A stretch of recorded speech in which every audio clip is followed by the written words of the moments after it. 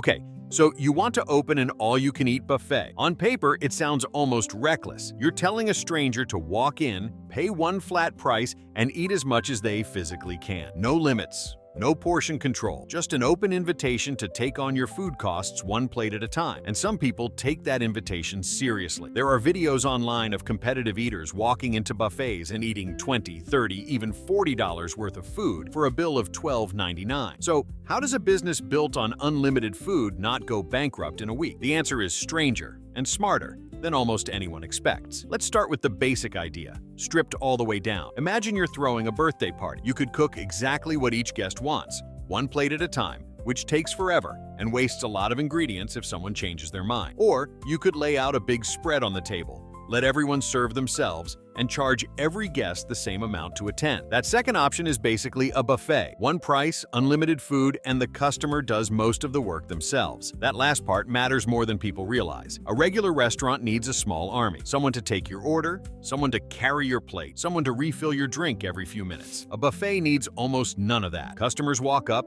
serve themselves, and often bust their own trays. Think of it like the difference between a full-service car wash, where employees hand-dry every inch of your car, and a self-serve car wash, where you do the work and the business just provides the equipment. Fewer employees, lower labor costs, faster turnover. That's the first hidden engine of buffet profitability. It's not really a restaurant. It's a self-service factory that happens to serve food. But that still doesn't explain the scary part, the unlimited food part. This is where things become interesting, because the secret to a buffet isn't really about the food at all. It's about psychology. And it starts the moment you walk through the door. Picture a coffee shop that offers unlimited refills for one price. Almost nobody drinks 10 cups of coffee, even though they technically could. After the second or third cup, the appeal fades fast. The stomach and the brain get satisfied long before the wallet does. Buffets are built on exactly that same principle, just scaled up to an entire meal. The average person, according to restaurant industry research, actually eats somewhere around 1.5 to 2 pounds of food during a typical all-you-can-eat visit. That sounds like a lot,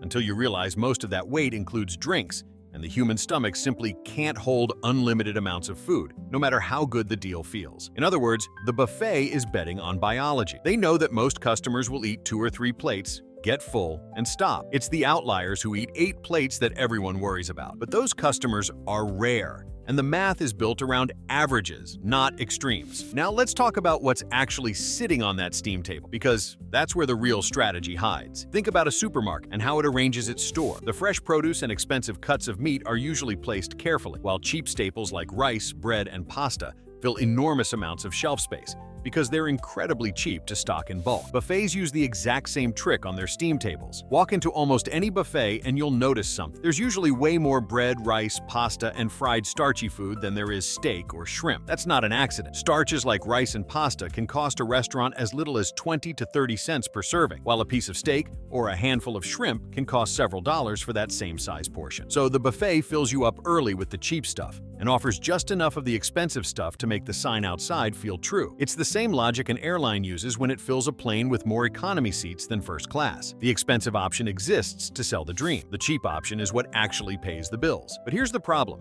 Even with all these tricks, food isn't actually the biggest cost buffets are fighting. However, there's something far more dangerous hiding in the numbers, and it's the reason so many buffets have quietly disappeared from cities across the world over the last 15 years. Waste. Because a buffet has to keep every dish looking fresh and fully stocked at all times, even during slow hours when barely anyone is eating. If the fried chicken tray looks half empty at 2 in the afternoon, staff have to refill it, even if nobody's around to eat it before it has to be thrown out for food safety reasons. According to industry estimates, food waste at all-you-can-eat restaurants can run significantly higher than at traditional restaurants, sometimes accounting for 10 to 15% of total food purchased, because the entire model depends on abundance being visible at every single moment, whether customers are there or not. Imagine running a bakery where you have to keep every single type of bread fully stocked and fresh, all day, every day, even in the last hour before closing, and you have to throw away whatever isn't sold. That's the daily reality of running a buffet. This is where the economics get genuinely brutal. A typical American buffet needs to hit somewhere around 35 to 40% food cost just to stay healthy, compared to a normal sit-down restaurant,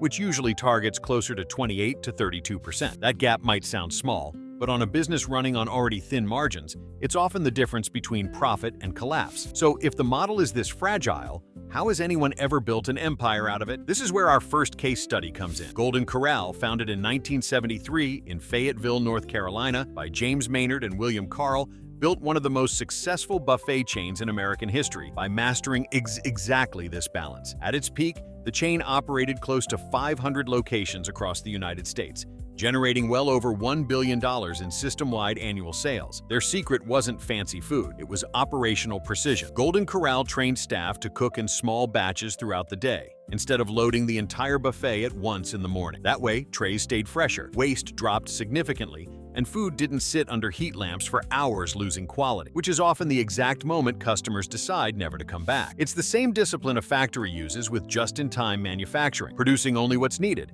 right when it's needed, instead of stockpiling everything in advance and hoping it sells. That single operational habit, small batch cooking, is one of the quiet reasons Golden Corral survived for decades, while countless smaller buffet chains collapsed under the weight of their own waste. But not every buffet story ends this way. The real challenge wasn't the food cost. It was what happened when an entire industry got hit by something no amount of clever batch cooking could fix. In early 2020, the pandemic effectively ended the golden era of the all-you-can-eat buffet almost overnight. Self-serve stations, communal serving spoons, and strangers reaching into the same trays became, almost instantly, one of the most frightening ideas in the restaurant industry. Golden Corral itself was forced to permanently close a significant number of locations. Other major chains, including several regional buffet brands that had operated for decades, shut down entirely and never reopened. Health regulations in many states restricted or banned traditional self-serve buffet formats for months, forcing companies to either switch to staff-served models or close their doors for good. It's one of the clearest examples in modern business history of an entire business model being built around a single assumption: strangers sharing serving spoons safely,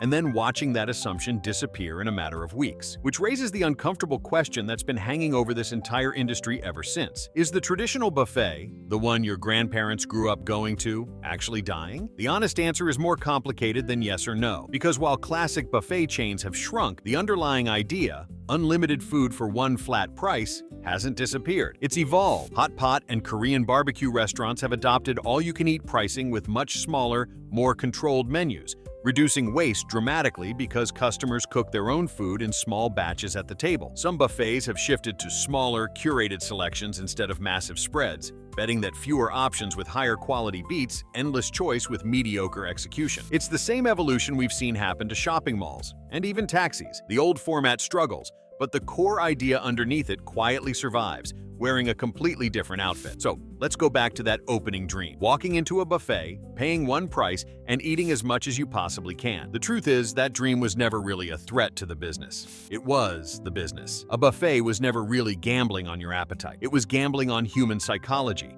on the predictable gap between what people think they'll eat and what their stomachs will actually allow. It was built on the quiet economics of rice being cheaper than shrimp, and on the discipline to cook only what's about to be eaten instead of what looks impressive under a heat lamp. Owning a buffet was never really about feeding people until they couldn't eat anymore. It was about understanding, better than the customer standing at the steam table ever could,